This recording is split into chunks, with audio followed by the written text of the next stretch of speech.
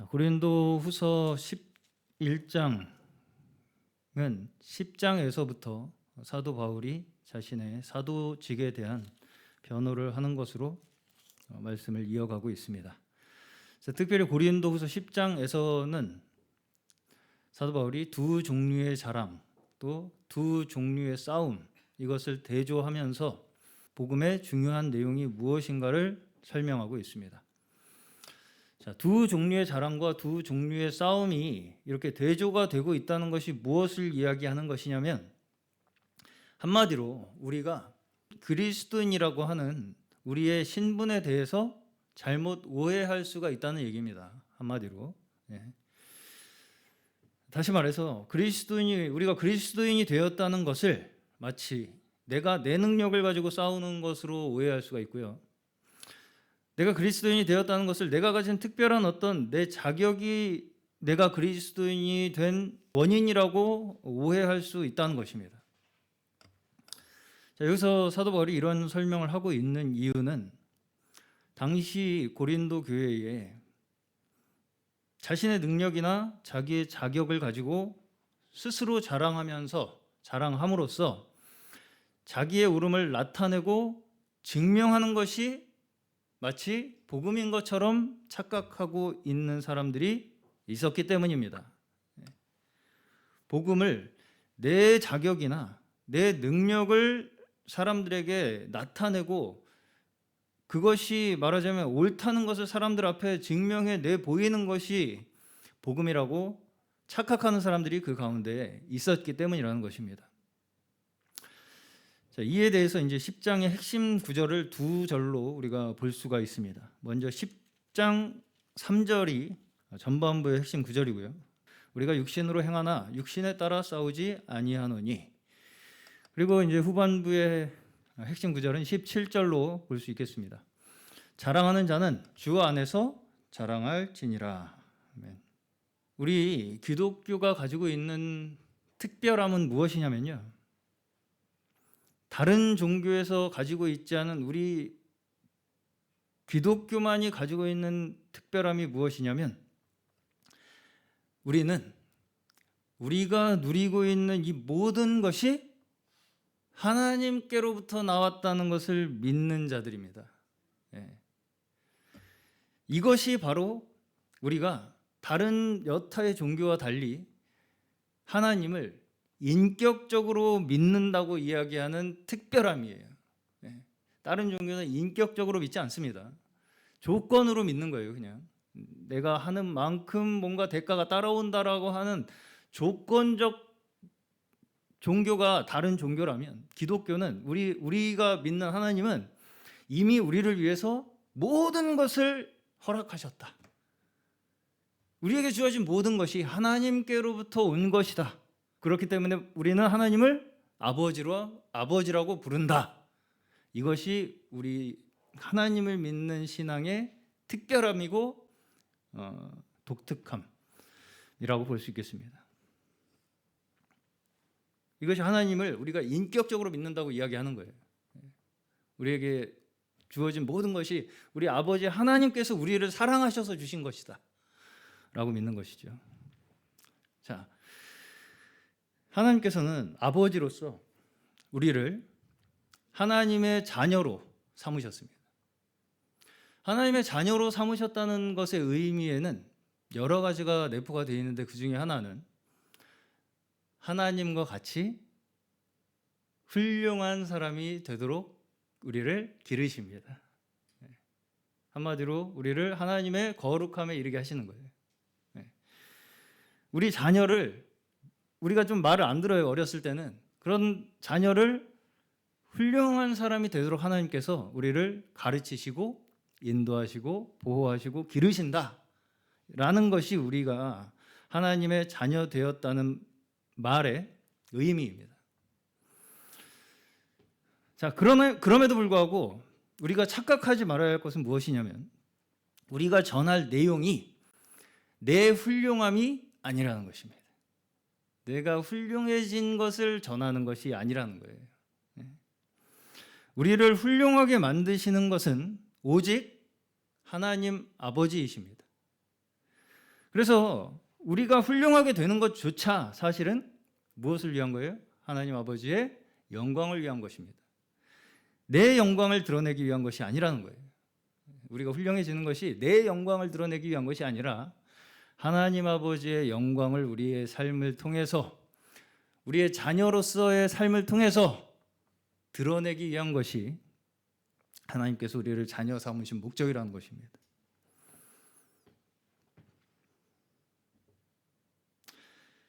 근데 이제 고린도 후서에서는 말로는 복음을 위한다, 나는 그리스도의 일꾼이다 라고 스스로 자처를 하면서, 그러면서도 육신으로 싸우고, 그리고 자기의 어떤 자격을 자랑하는 자들, 이러한 자들이 있었다는 거예요. 그러한 자들이 이제 그 상황 속에서 복음을 증거하기 위한 배경으로서 사도 바울은 이 상황 속에서 지금 하나님께서 그러면 우리를 통해서 일하시는 방법이 무엇인가, 이것을 다시 한번 설명하고 있는 것입니다. 말로는 복음을 위한다고 하면서, 그러면서도 여전히 육신으로 싸우고 스스로의 자격을 자랑하는 자들, 스스로의 옳음을 자랑하는 자들, 이러한 자들이 그 가운데서 대조됨으로써 바울은 지금 하나님께서 우리를 통해 일하시는 방법이, 다시 말해서 복음으로 하나님께서 일하시는 방법이 무엇인가를 설명하고 있는 것입니다. 자, 우리가 복음에 대해서 잘못 오해할 수 있는 부분이 무엇이냐면, 복음을 내가 받아들이고 믿음으로 구원을 받는 이 모든 과정을 우리가 잘못하면 어떻게 받아들일 수가 있냐면, 그것이 마치 내 자격이나 내 능력이나 내 남다른 어떤 지혜나 그러한 어떤 조건에서 자꾸 그 근거를 찾으려고 할 수가 있다는 것입니다. 내가 이렇게 잘 알아들었으니까, 내가 이렇게 똑똑하니까, 내가 이렇게 뭔가 성경을 잘 내 나름대로 풀었으니까 라고 하는 어떤 나 스스로에게서 내가 복음을 잘 받아들이고 내가 믿음으로 구원을 받았다라고 하는 그 근거를, 원인을 자꾸 나에게서 찾으려고 할 수가 있다는 거예요. 다시 말해서 복음이라는 것이 마치 어떤 특정한 성경 해석법에 있다거나, 혹은 남이 알지 못하는 뭔가 오묘한 신비로운 더 깊은 뭔가 성경에 대한 이해에 있는 것으로 복음을 오해할 수 있다는 것입니다. 그럴 수 있겠죠. 자, 그러나 근본적으로 복음은 어디에서부터 나오는 것입니까? 하나님으로부터 나오는 것입니다. 복음은 하나님으로부터 시작된 거예요. 하나님께서 우리에게 허락하신 것입니다. 자, 복음의 좀 본질을 설명을 하자면, 복음이라는 것은 우리 스스로 만들어낼 수 없는 것, 우리 스스로 만들어낼 수 없는 것, 예를 들어 사랑, 평안, 안식, 치유, 회복, 또 용서, 자비, 인내, 이러한 것들을 하나님께서 예수 그리스도를 통해 우리에게 허락하셨다라는 것을 우리에게 증거하시는 것이 복음입니다. 내가 만들어낼 수 없는 것을 하나님께서 예수 그리스도를 통해서 우리에게 허락하셨음을 증거하는 것이 복음이에요. 뭐 깊고 오묘한 게 아니죠.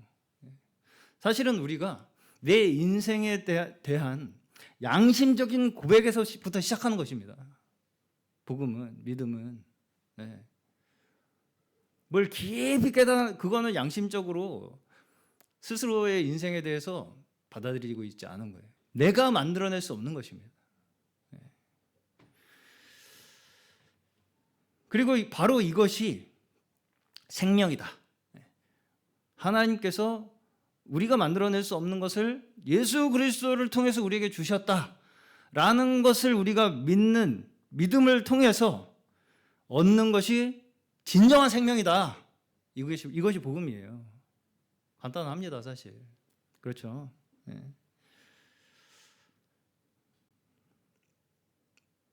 그렇기 때문에 성경의 인물들을 우리가 보면 하나같이 뭔가 이 사람은 일반인하고 틀려. 범인이 아니야. 특별한 사람이야. 타고났어. 뭔가 남다르게. 그렇게 소개되고 등장하는 사람이 없습니다. 없어요. 없습니다. 성경 인물 중에 어떤 그 사람을 모범 삼아서 그 사람을 따라해라라고 주어지는 인물이 없다는 것입니다. 성경에. 성경 한 구절만, 신약 성경 사도행전 14장입니다. 여러분이여 어찌하여 이러한 일을 하느냐? 우리도 여러분과 같은 성정을 가진 사람이라. 여러분에게 복음을 전하는 것은 이런 헛된 일을 버리고 천지와 바다와 그 가운데 만물을 지으시고 살아계신 하나님께로 돌아오게 함이라.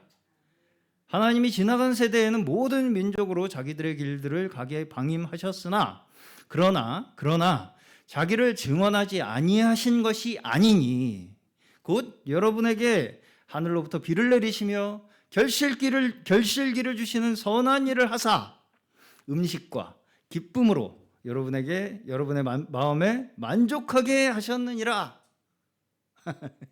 아멘.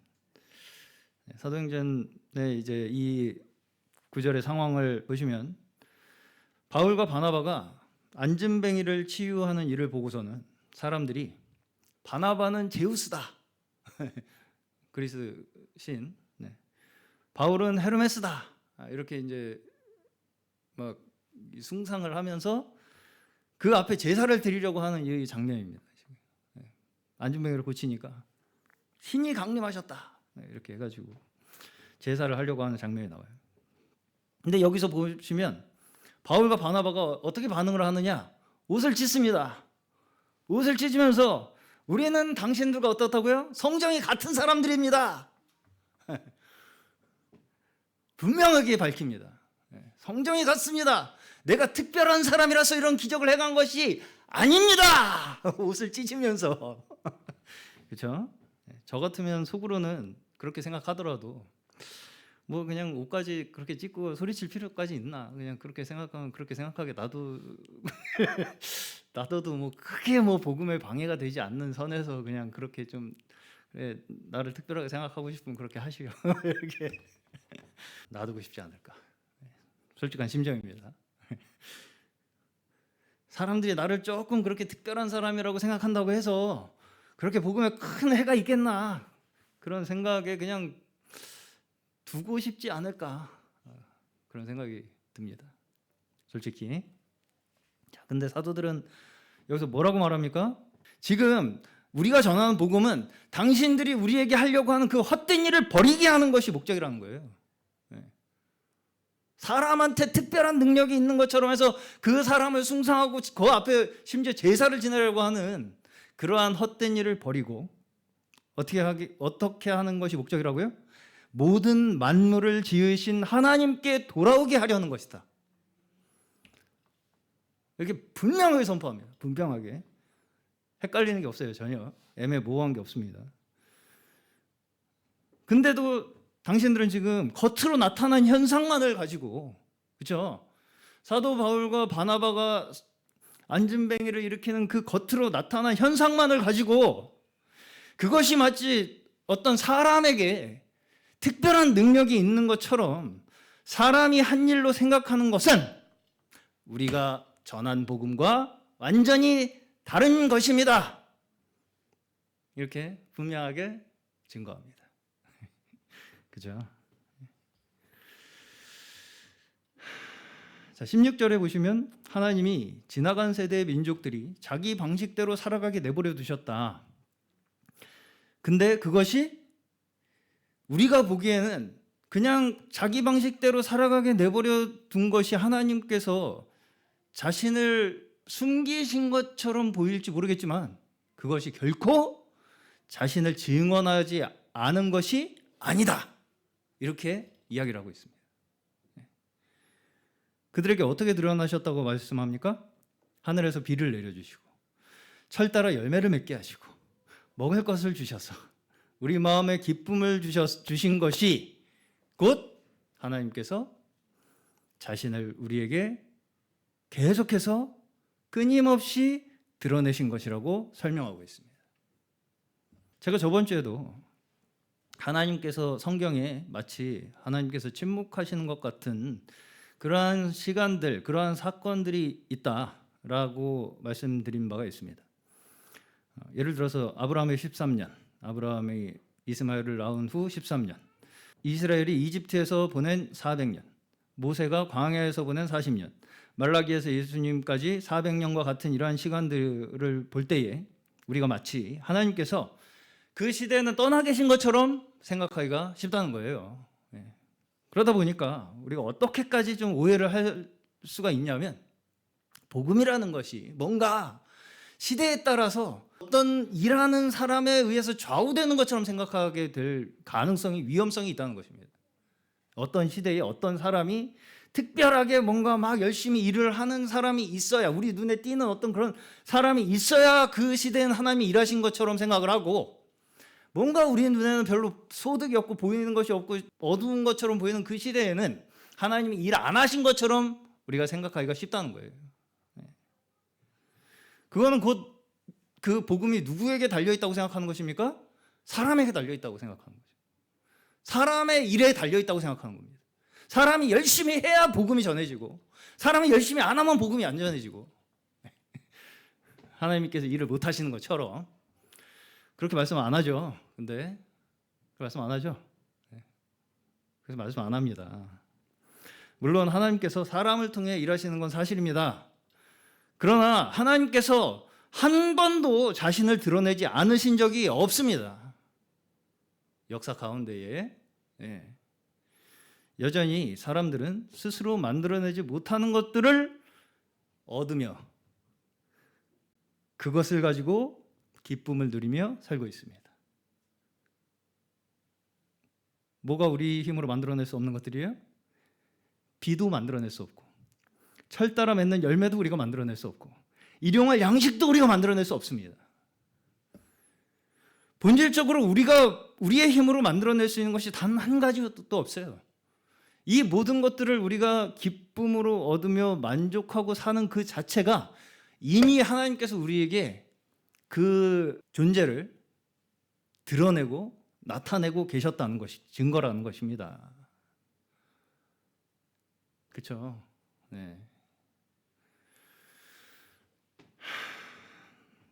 이것이 모두 하나님께서 여전히 선인에게나 악인에게나 그 은혜의 비를 내려주시고 계시는 증거라는 것입니다.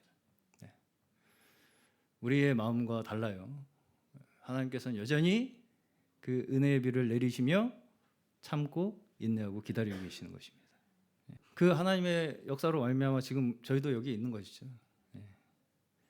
참고 인내하고 기다리지 않으셨으면 저희도 여기 있을 수 없는 자들입니다.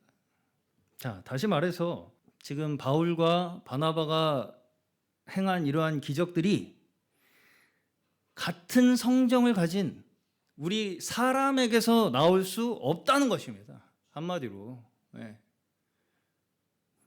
우리가 먹는 우리의 일용할 양식조차 우리의 힘으로 만들어낼 수 있는 것이 아닌데, 우리가 뭔가 나타내는 우리의 능력,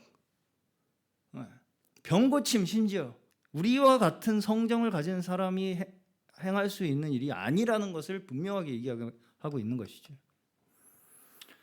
이 모든 것이 오직 살아계신 하나님께서 우리를 위해서 허락하신 은혜의 선물이라는 것을 우리로 하여금 믿도록 하는 것이 복음이 가지고 있는 핵심적인 의미입니다. 모든 것이 하나님께서 우리를 위해 이미 허락하신 은혜의 선물이라고 하는 것을 우리에게 증거하여 믿도록 하시는 것이 복음이 가지고 있는 가장 핵심적인 메시지입니다. 그리고 이것을 우리에게 직접 증거하시기 위해서 오신 분이 바로 예수 그리스도이십니다. 하나님께서 직접 사람이 되어 오신 분이 바로 예수 그리스도이시기 때문이에요. 그것을 우리에게 직접 존재로서 증명하기 위해서 우리가 성경을 볼 때에 어떤 성경 해석법이나 어떤 교리와 같은 차이, 이러한 것들 또한 사실은 그 목적이 어디에 있냐면 얼마나 이 복음의 핵심을 우리에게 명확하게 드러내 주는가를 위해서 존재하는 것입니다. 성경의 해석, 또 어떤 교리들, 그런 것들이 조금씩 이 교단마다 다르고 해석하는 사람마다 다릅니다. 신학자마다 다르고. 그럼에도 불구하고 그러한 것들의 궁극적인 목적이 어디에 있느냐, 이것을 우리가 봐야 한다는 거예요. 그 목적은 어쨌든 결국은 이 핵심적인 복음의 메시지를 우리에게 얼마나 명확하게 드러내주고 있는가, 여기에 그 목적이 있다는 것을 우리가 잊어서는 안 된다는 거예요. 다시 말해서 해석법 그 자체가 우리에게 믿음을 주는 것이 아닙니다. 성경을 해석하는 어떤 해석법 자체가, 말하자면 교리 그 자체가 우리에게 믿음을 주는 것은 아니에요. 다 이 복음을 어떻게 우리가 명확하게 지금 우리에게 나타낼 수 있는가 하는 고민들에서 그러한 사이부적인 차이들이 발생하는 것이지, 그걸 가지고 서로 이렇게 너무 크게 대립을 하는 것은 사실은 그렇게 생산적인 일은 아니라고 생각합니다. 자, 특히 현대 기독교에서 문제가 되는 교리가 저희가 많이 나누고 있는 세대주의라는 이 교리입니다. 현대 기독교에 깊은 영향을 지금 끼치고 있습니다. 자, 이 세대주의라는 것은 물론 어떤 부분에서 우리 지금 교회가 가지고 있는 어떠한 일부의 부족함을 채우는 부분이 있을 수 있습니다. 그러한 부분들을 가지고 뭔가 그 부족함을 보완해 보고자 하는 고민에서 나온 것은 사실이기 때문입니다. 그럼에도 불구하고 이러한 새로운 어떤 성경 해석법, 세대주의는 19세기에서야 나온 해석입니다. 그 이전엔 세대주의라는 교리 자체가 없었어요. 그런데 이제 세대주의를 알아야 구원을 받는다. 이렇게 되면 그 전에 있었던 모든 그리스도인들은 다 구원을 못 받게 되는 결과까지도 오게 되는 것입니다. 그럼 심각한 문제가 발생을 하는 거예요. 잘못하면. 그렇기 때문에 이러한 어떤 새로운 성경을 바라보는 관점, 이러한 것들이 복음 그 자체를 대체할 수 없다는 것입니다. 또는 성경을 보는 뭔가 진리를 발전시킨다, 그런 것도 저는 없다고 생각합니다. 다시 말해서 이 어떤 세상을 바라보는 우리의 기준으로 어느 시대는 하나님이 좀 수월하셨고 어느 시대는 하나님이 좀 신경을 더 많이 쓰셨고, 이렇게 함부로 단정 지을 수 없다는 것입니다. 복음은 항상 그 자리에 있어요. 우리가 변하고 있는 것이죠.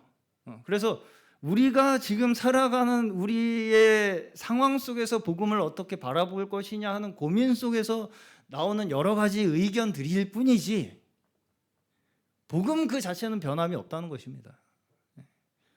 복음이 발전합니까?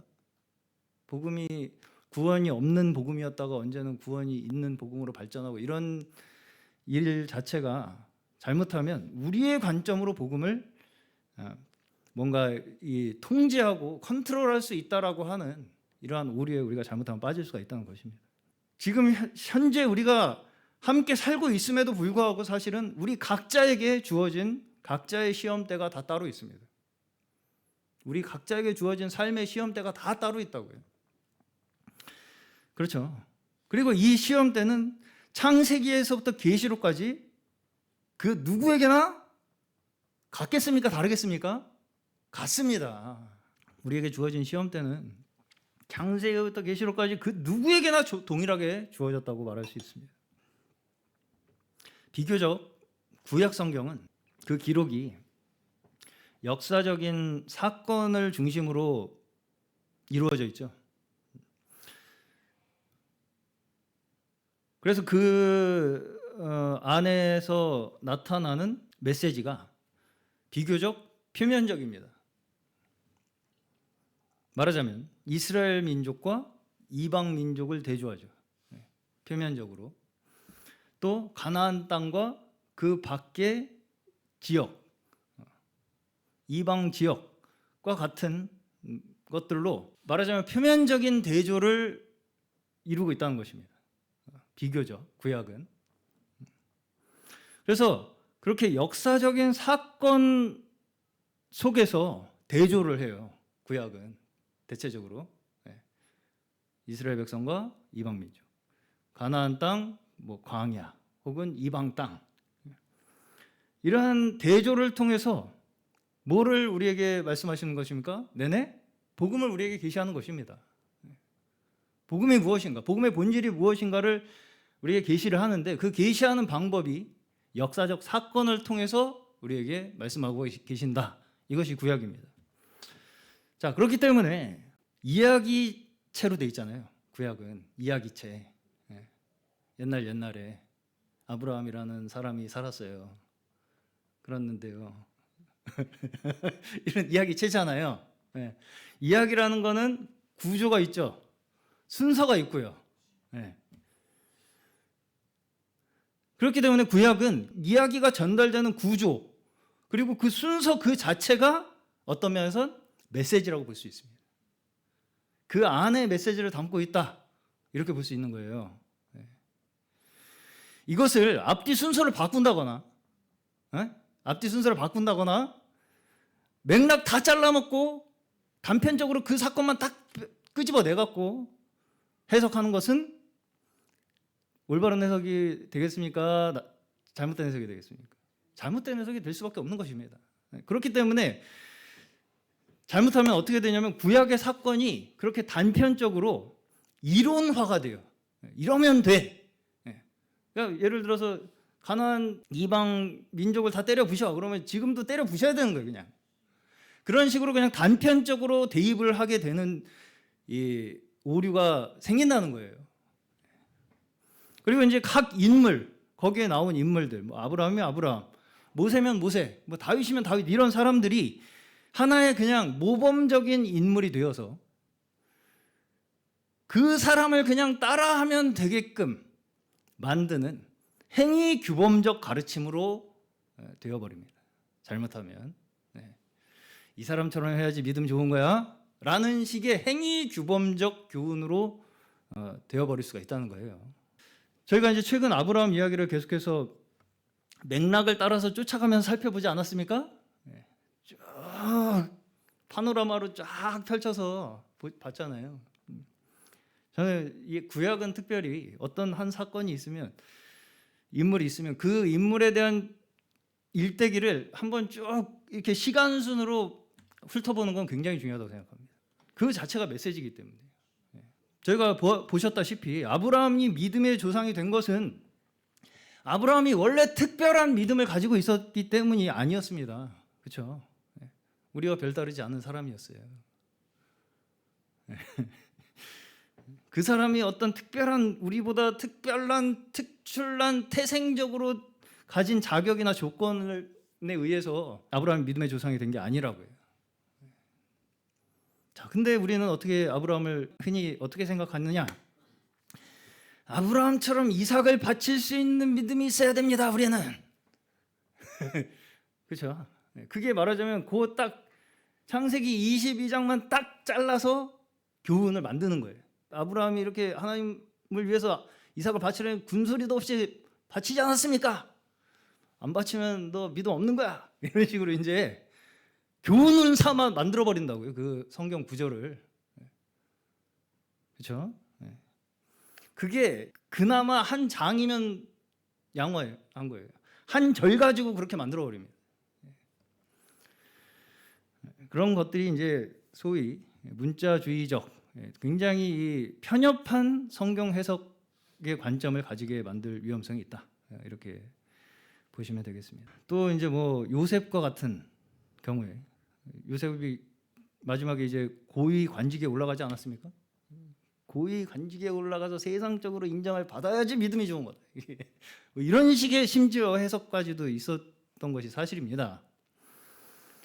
모세처럼 뭐 훌륭한 지도자가 되어야 한다. 뭐 이런 이제 단편적인 어떤 그 사람을 우리가 단순히 모방하고 본받고 따라가야 하는 어떤 모범적인 인물로서 받아들이게 되는 오해가 있을 수 있다는 거예요. 자, 대체적으로 왜 이런 식으로 받아들이냐? 적용이 쉽기 때문입니다. 적용이 쉬워요. 왜 쉽겠습니까? 단순하게 그냥 그 사람이 한 대로 따라하면 되니까요. 네. 깊이 생각하고 고민할 게 없어요. 그냥 모세가 그랬으니까 나도 그러면 되겠네. 여호수아가 때려 죽였으니까 나도 때려 죽이면 되겠네. 이런 식의 단순한 대입을 할 수가 있기 때문에 그냥 그렇게 적용이 쉬운 방향으로 가게 되는 거예요. 자, 그러나 우리 거의 대부분의 신자들은 아브라함이나 모세의 인생에서 앞부분에 가깝지 뒷부분에 가까운 사람은 그렇게 많지 않습니다. 자, 어쨌든 우리가 신앙의 이 성장의 정도가 어느 정도이든 어쨌든 그 누구든 우리가 다 과정 속에 있다는 것은 공통적인 것입니다. 누구도 그 완성된 지점을 찍었다 나는 그렇게 말할 수 있는 사람이 없다는 거예요. 다 누구나 하나님과 함께 동행하며 그 믿음의 길을 걸어가고 있는 과정 속에 있다는 것은 누구에게나 해당되는 공통적인 사실입니다. 자, 그렇기 때문에 우리에게 중요한 것은 이 성경이 지금 우리에게 어떻게 적용되어야 하는가, 이것이 우리에게 중요한 겁니다. 그렇죠? 여호수아가, 그러니까 모세가, 아브라함이 겪었던 그 일이 지금의 우리에게는 어떻게 적용이 되어야 하는가, 이것이 우리에게 중요한 문제라고요.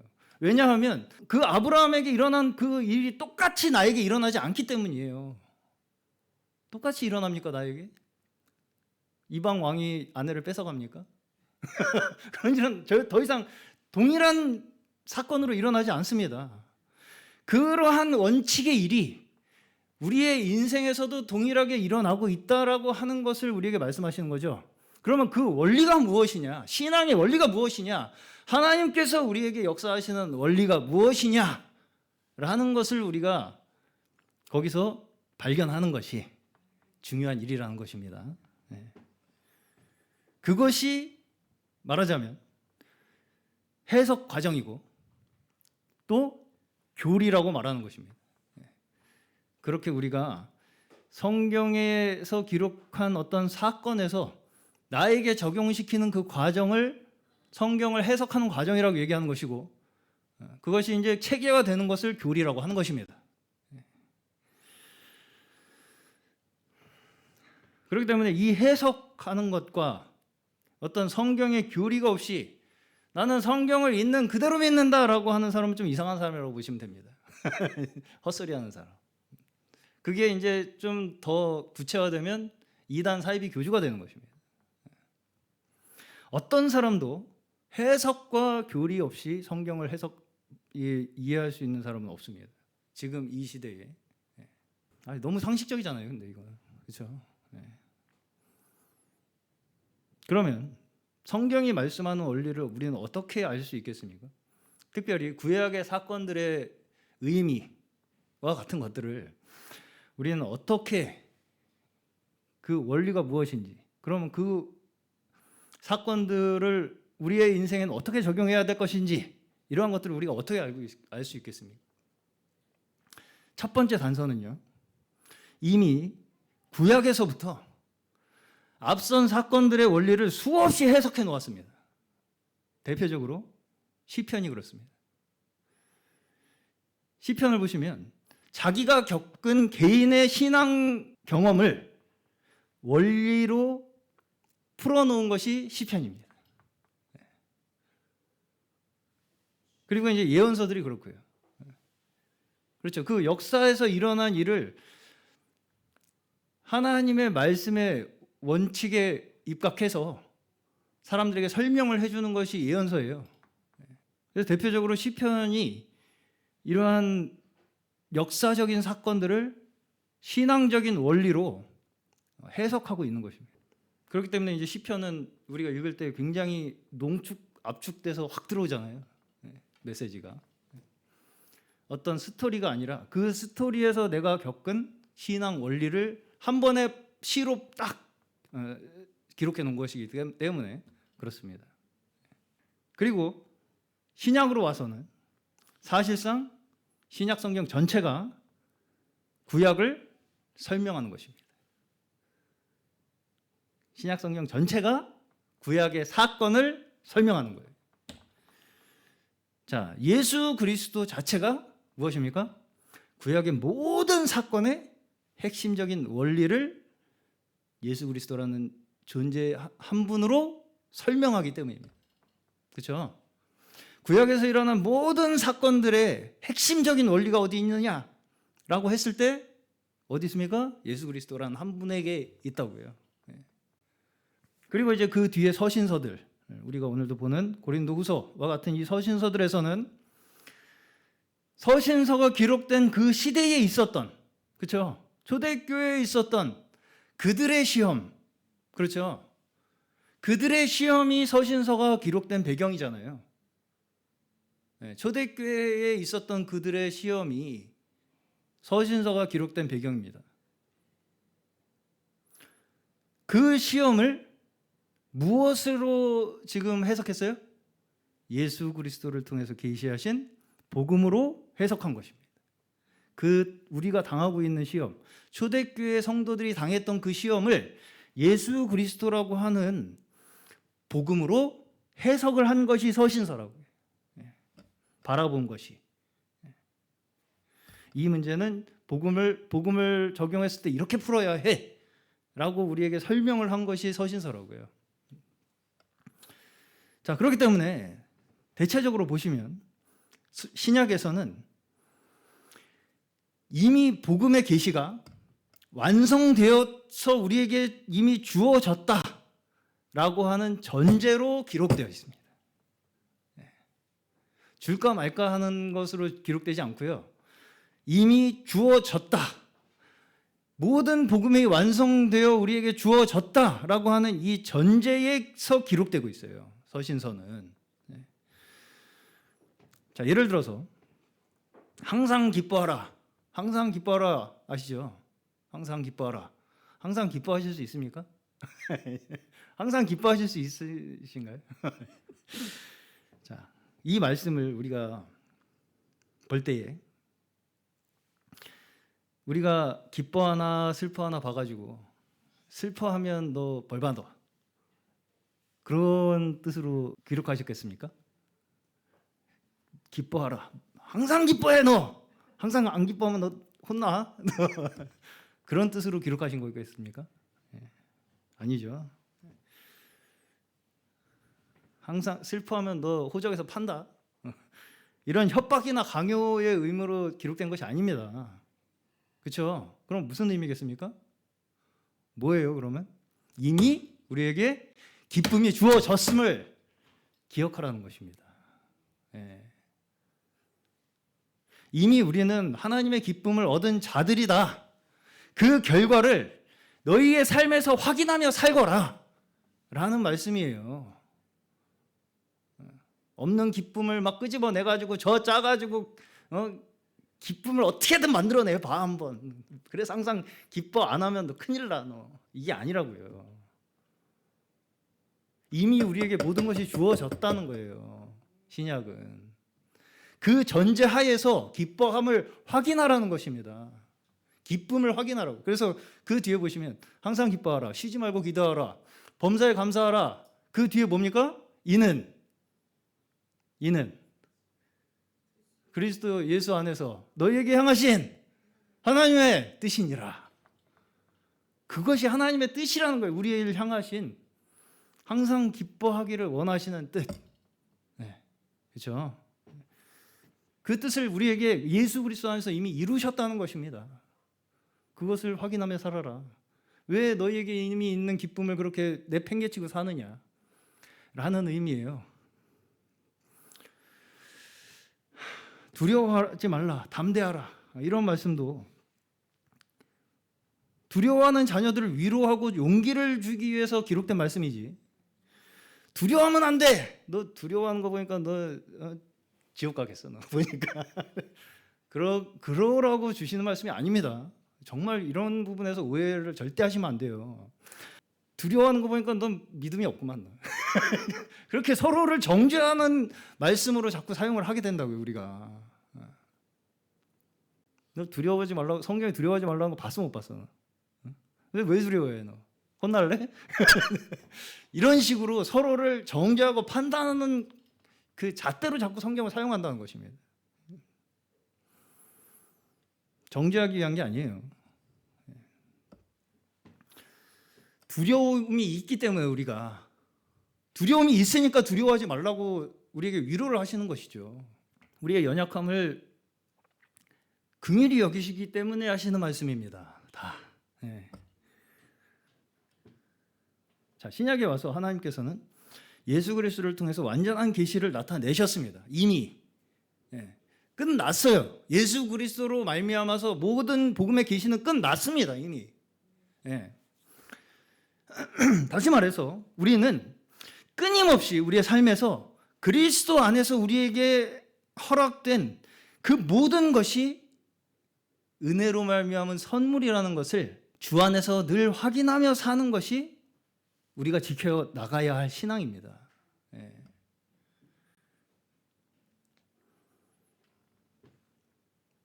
그걸 뭘로 확인해요? 감사와 기쁨으로 확인한다는 거예요. 우리의 마음속에 감사와 기쁨이 넘치는 것으로 확인한다는 것입니다.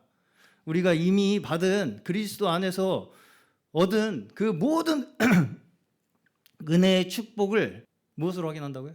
감사와 기쁨으로. 우리의 마음속에 흘러넘치는 감사와 기쁨으로 늘 확인하며 살아나가는 것이 우리가 지켜나가야 할 신앙이라는 것입니다. 자, 이것이 구약에서는 특별히 제사와 절기, 또 신약에서는 예배로 이어지고 있는 것입니다. 자, 그러면 구약의 절기, 구약의 제사나 절기나 신약의 예배나 그 자체가 목적입니까? 절기를 지키는 그 자체가 목적이에요. 그들도 결국은 그게 형식화됨으로써 타락했어요. 그렇죠? 결국은 무엇입니까?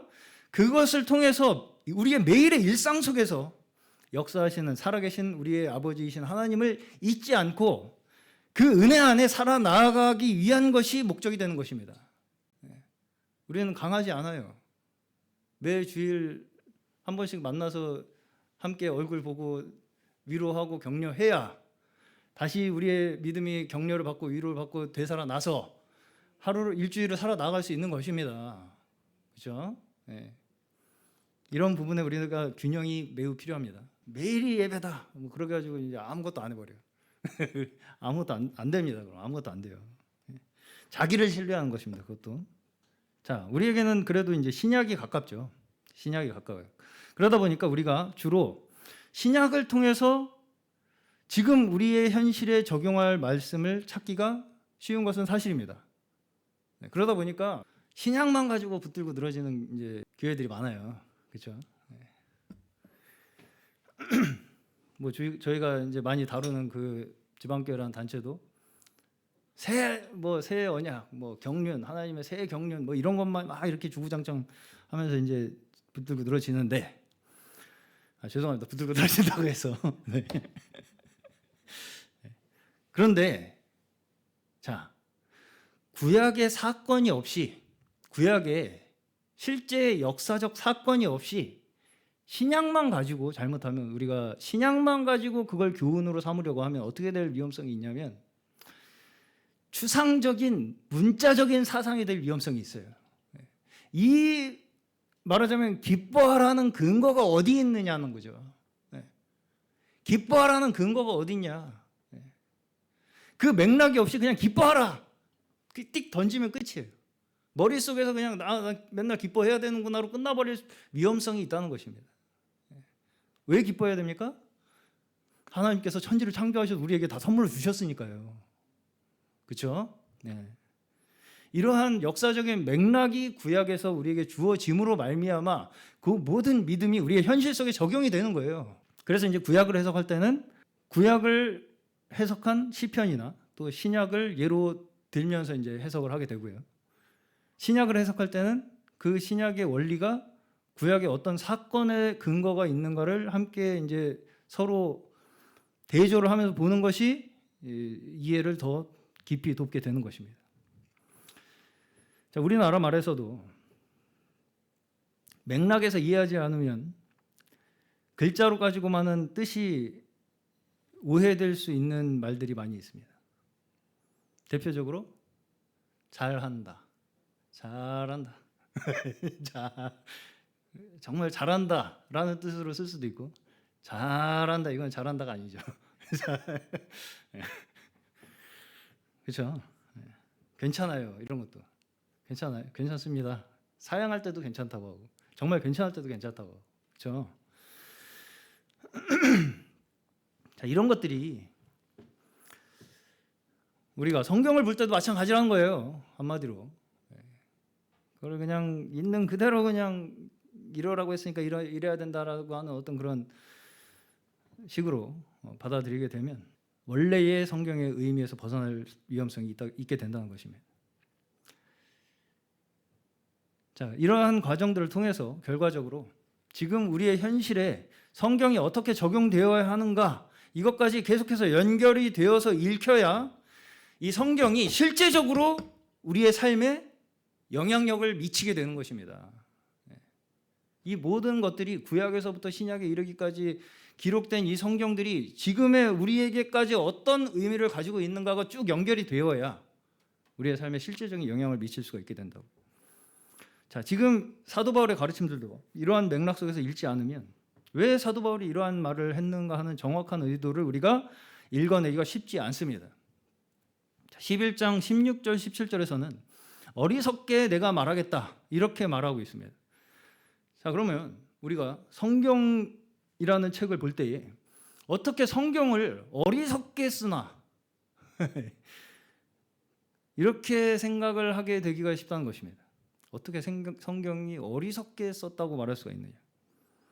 그렇게 생각이 드신다면 여전히 성경을 전체 맥락으로 읽지 못하고 성경에서 자꾸 어떤 단편적인 행위적 이 모범 사례를 자꾸 찾으려고 하는 것입니다. 여기서 바울의 가르침의 전체적인 맥락은 무엇이냐면 한마디로 복음이라는 것은 자기를 자랑하고 스스로를 증명하는 것에서 벗어나게 하는 것이 복음이다 라는 것이 이 사도 바울의 가르침의 핵심입니다. 그렇기 때문에 이제 내가 자랑 아닌 자랑을 좀 할 텐데, 지금 바울이 그러는 거예요. 내가 지금부터 자랑 아닌 자랑을 좀 할 텐데 그게 심지어 나는 복음을 위해서 한 일인데도 이 자랑은 어리석은 자랑이라는 거예요. 무슨 말씀인지 이해 가십니까? 내가 지금 자랑 아닌 자랑을 할 텐데 그게 내가 복음을 위해서 한 일이야. 근데 그 복음을 위해서 한 일을 내가 자랑하는 것조차도 사실은 어리석은 일이라는 것을 이야기하는 거라고요. 그러면서 이제 자신이 당한 고난들과 고생들에 대해서 이야기하죠. 내가 외적인 조건에 있어서는 다른 사람보다 부족한 것이 없음에도 불구하고 나는 어떻다는 거예요? 세상적인 한마디로 보상을 얻지 못했다라고 하는 것입니다. 왜 바울이 이런 이야기들을 할 수밖에 없는가? 이것을 우리가 이해해야 한다는 거예요. 여기서 또 사도는 고생을 얼마나 많이 해야 된다. 매좀 맞아야 되고 굶어야 되고 잠도 좀 못 자야 되고 이런 어떤 조건을 이야기하는 것이 아닙니다. 이걸 자꾸 또 어떤 조건이나 행위적 규범으로 만들려고 하는 것은 바울의 의도에서 벗어나는 것입니다. 며칠 굶어 봐야지 뭐 사도가 된다. 뭐라든지 이런 조건으로 바울이 제시하고 있는 것이 아니라고요. 지금 바울이 이런 이야기를 하고 있는 이유는 내가 지금 이 복음을 위해서 내는 열심이 세상의 기대와는 다른 보상으로 나에게 주어지고 있다는 것을 이야기하기 위한 거예요. 자, 지금 바울이 겪은 고난들은 내가 좀 고생 좀 했다 정도가 아닙니다. 복음을 위해서 좀 내가 애를 썼다 이 정도가 아니에요. 복음을 전했더니 굶더라. 복음을 전했더니 매가 돌아오더라. 그렇죠? 복음을 전했더니 쫓겨나고 도망자 신세가 되더라 라는 것입니다. 복음을 전했더니 좀 고생은 했지만 보람차더라. 왜? 사람들이 나를 알아줘서 라고 이야기하고 있지 않다고요. 복음을 전했더니 저 패더라 나를. 굶더라. 최소한 밥은 안 굶을 줄 알았더니 굶더라. 전혀 세상적으로 나에게 돌아오는 보상이 없더라는 얘기를 하는 것입니다. 이것은 단순히 내가 얼마나 힘들었느냐에 대한 문제가 아니라 복음이 세상적으로는 나에게 수치와 모욕을 가져다 주더라는 이야기입니다.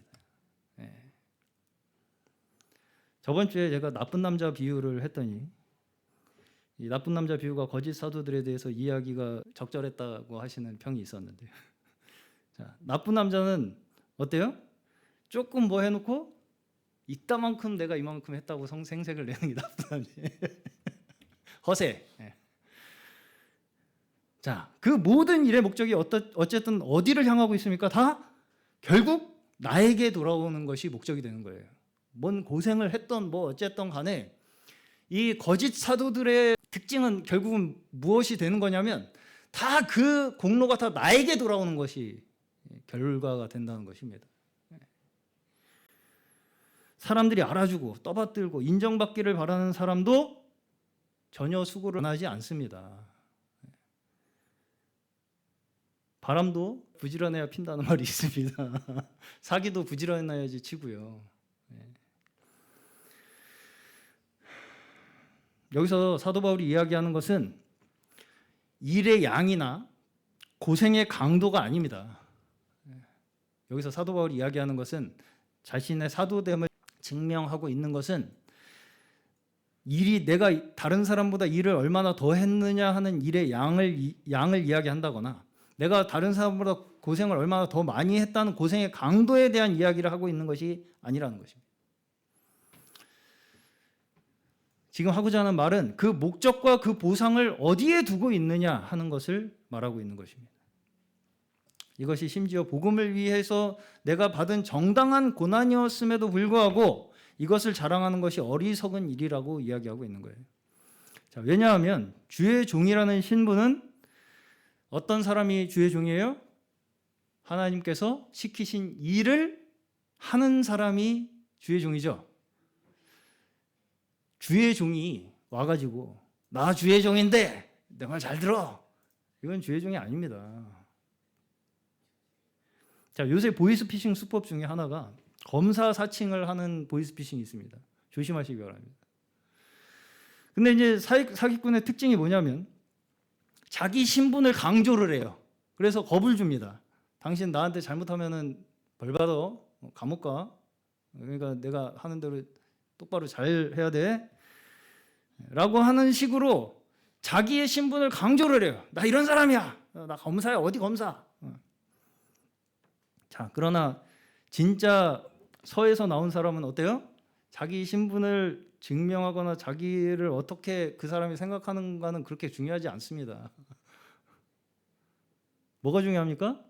내가 맡은 임무가 중요한 거죠.